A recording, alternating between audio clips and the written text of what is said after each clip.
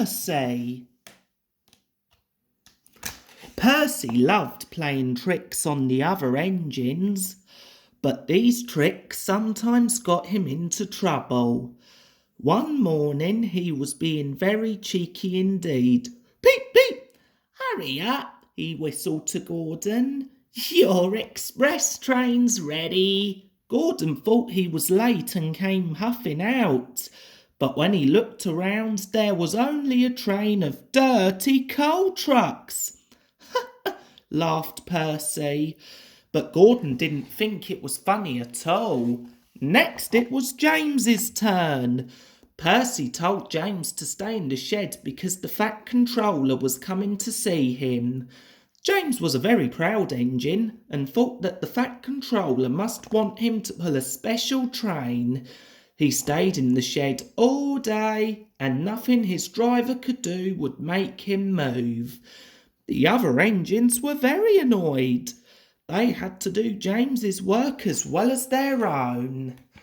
At last, the Fat Controller arrived. He was very cross with James, but he was even more angry with Percy when James explained what had happened. When Percy arrived back at the yard, the Fat Controller was waiting for him. "You shouldn't waste time playing silly tricks, Percy," shouted the Fat Controller. "You should be a useful engine." Later that week, Thomas brought the Sunday school children to the beach. He asked Percy if he could take them home for him.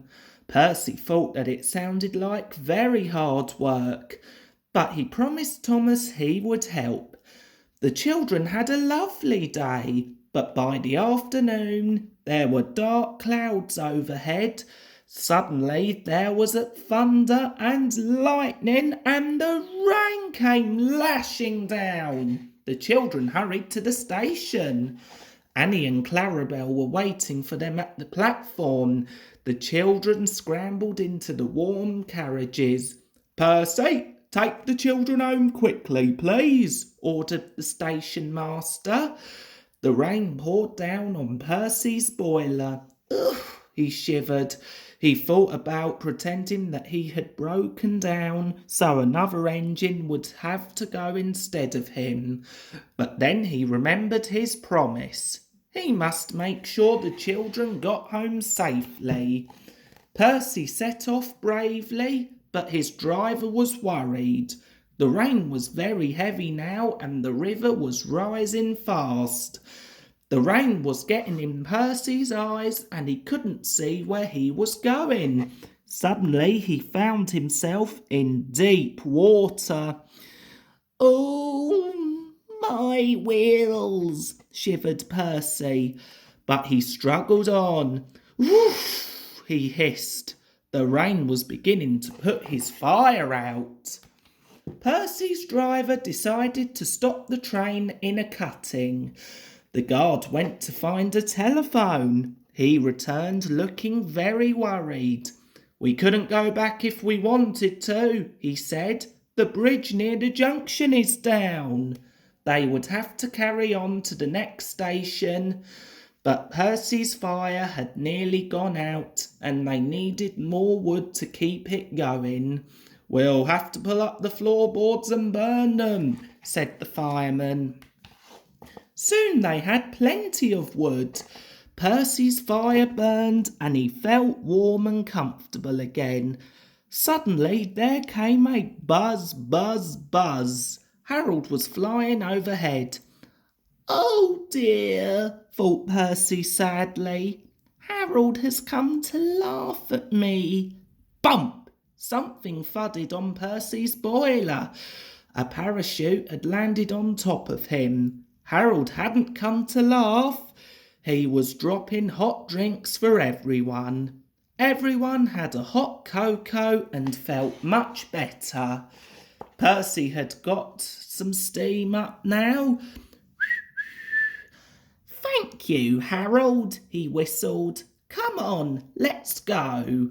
As Percy started to move, the water began to creep up and up and up. it began to put his fire out again. Shivered Percy. Percy was losing steam, but he bravely carried on. I promised Thomas, he panted. I must keep my promise. The fireman piled his fire high with wood. I must do it, Percy gasped. I must, I must, I must. Percy made a last great effort and cleared the flood. 3 cheers for Percy, called the vicar, and the children cheered as loudly as they could.